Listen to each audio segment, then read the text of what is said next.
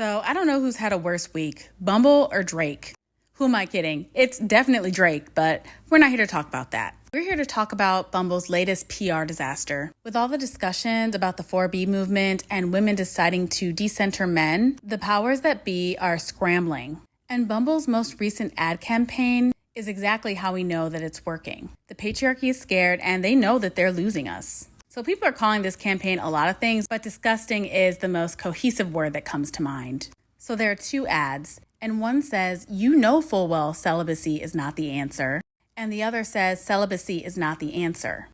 Basically shaming women who are taking a break from dating and men into getting right back in these dating app streets. Just a note, if capitalism is saying something is not the answer, it most definitely is the answer. And now it looks like they've turned off the comments on those ads, which were hilarious, but they're also suppressing our posts on social media. So the patriarchy's overall agenda is to sell us a dream in order to extract our labor. It tells us that if we behave a certain way and become the ideal woman, that we'll be rewarded and protected. However, the issue at this point in time is that you can't sell us something that nobody wants because we know that it's a lie. Bumble, along with news media outlets, are constantly bombarding women with messages telling us to give it up, to stop fighting. And they wouldn't be doing this if it weren't working. This entire campaign is offensive not only because women's rights are being taken away every day, but because they're making fun of and shaming women for choosing to preserve our bodies and mental and physical health. Especially from having relations with toxic men found on dating apps who have been allowed to continue their unchecked behavior, as if it's our responsibility to deal with that. Now, before I move on, I think that there's an important clarification that needs to be made in this whole thing, and that is that this isn't about celibacy per se. Celibacy means being abstinent for religious reasons. So for the sake of this movement, we are discussing abstinence, not celibacy. Some of the comments that people have been making about these ads are about the visualizations. The first being this woman who literally has her mouth covered. What are they trying to portray there?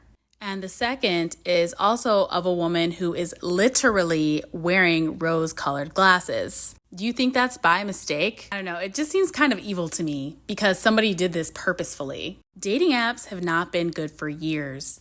Once the misogynistic men who work in tech realized how many options women had, they went back and changed the algorithms to make sure that women have less favorable options.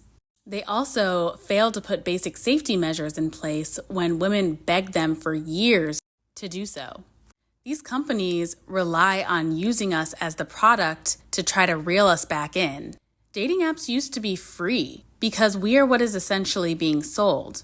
But then, once private equity entered the chat, they tried to maximize profits by using a tiered system so people had to pay to get better matches. So even though you're seeing the same dusty men, now you get to pay for it. Now, if you've been wondering who's been making the decisions when it comes to these dating app organizations like Bumble, try to think about who was in the room when the decision to publish these ads were made. Because it seems to me like a bunch of bros got together and decided, yeah, this is a genius idea, and had no real input from women. Or easily that there was no woman who had actual real impact within the company to be able to axe this. Because any businesswoman worth her salt would have said absolutely not. And even though the CEO of Bumble is a woman, remember, this woman did not meet her husband on dating apps. She met him through friends on a ski trip. And you know the saying that not all skin folk are kinfolk? That same concept applies to women as well. Not all women have women's best interest at heart,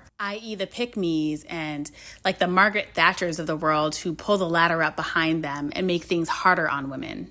Because the crazy thing is that these types of campaigns have to go round after round through different departments as well to get approved. To me, it's clear that the people that made this ad do not have our best interests at heart, and we should not be supporting businesses like this. And it especially says a lot coming from a company that prides itself as a dating app for women that is supposedly the safest and cares the most about women. It's especially an insult because people are dying. It was so bad that people did not think that this ad campaign was real. They were like, this must be AI. Because during a time when bodily autonomy has been taken away from us and women are being executed in some states, even with life-threatening pregnancy symptoms, it's crazy that they're telling us that we can't say no to dating and having sex with men. And women aren't just deleting the dating apps, they're deleting their profiles and rating them 1 star in the App Store. Also, blocking them on every platform so we don't view their ads.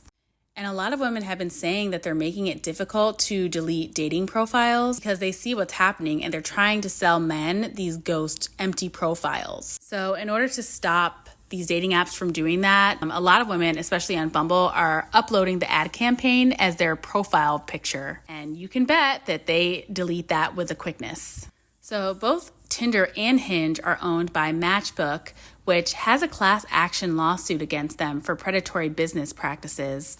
And Bumble is owned by BlackRock, the private equity group that's been ruining everything good in America, and is why the quality of most of the things that we love has gone down significantly. So these companies are really worried about their bag and their future, and so now they're gaslighting women to date on their apps, and they're not taking no for an answer. Many people have felt as though there's a connection to them trying to increase birth rates, because with celibacy and abstinence comes less children to become cogs in their machine, less adults that have to work as hard to support families. Capitalism is like an MLM. It always requires new people in order for it to function. It needs them. Because the American economy especially relies on the unpaid labor of women to prop it up, while ignoring the contributions women make, they're going to continue trying to gaslight us with media like this. Women's unpaid labor is one of the most valuable things to any economy. The value that a woman has in the home is worth about $180,000. Why? Because in order to have someone who does the jobs of a stay-at-home mom, which includes several jobs, being a cook, being a clean, being a home manager, also a chauffeur, a woman's work is money. And it's so ironic to me that the work of a mother, especially stay-at-home mothers, is so devalued in the media. Because I guess, how do you keep the price of something low? You constantly devalue its worth. And by not paying women what's fair to them, women are just going to stop doing it. Because everyone knows that nothing puts you into poverty quicker than having a child. It's almost as if these people will do anything, absolutely anything, instead of making the U.S. an easier place to live, to accommodate parents more, and to pay people fairly. Instead, they decide to strip away our rights and throw aggressive media at us like this. But I guess we'll see how that continues to work. Now, apparently the CEO of Bumble recently responded to the backlash saying, "We are removing the billboard with those messages. We missed the mark. Completely agree that it is a safe and important option when laws are so restrictive and unfair and dangerous for women. We got this one wrong. Please know our intentions are always to advocate and have women's best interest. This message landed wrong. We're taking action. Thank you for taking the time to reach out." Lol. The message didn't land wrong at all. They meant exactly what they said. They're just mad that there's public backlash to it. Look at their actions and not what they say. What has Bumble done, especially in their business practices, to have women's best interest at heart? There have been several cases, especially the case of Lauren Smith Fields, where they actively fought against and curtailed the investigation. Apologies from corporations should always come with action and a cash donation. But the beautiful part of this whole situation is that we can see how these corporations are scared. We just need to hold the line a little bit longer, ladies, because change is on the way. If you like this content, please like, subscribe, and comment. And don't forget to click the little bell so you can be notified anytime I post a new video. Thank you.